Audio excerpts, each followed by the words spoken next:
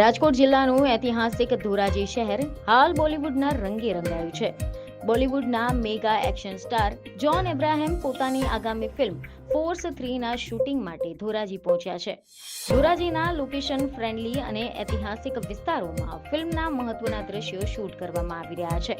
આ શૂટિંગના વ્યસ્ત શેડ્યુલ વચ્ચે પણ જોન અબ્રાહમે સમય કાઢીને ધોરાજી સિટી પોલીસ સ્ટેશનની મુલાકાત લીધી હતી.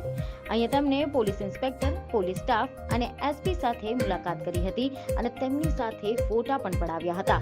શૂટિંગ દરમિયાન કાયદો અને વ્યવસ્થા જાળવવામાં પોલીસના સહયોગ બદલ જોન અબ્રાહમે તમામ જવાનોનો આભાર માન્યો હતો.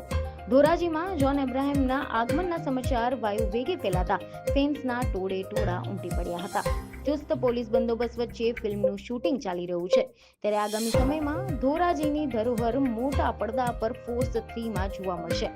એક્શન મૂવીના શૂટિંગને લઈને સ્થાનિકોમાં પણ ભારે કુતૂહલ અને આનંદની લાગણી જોવા મળી રહી છે.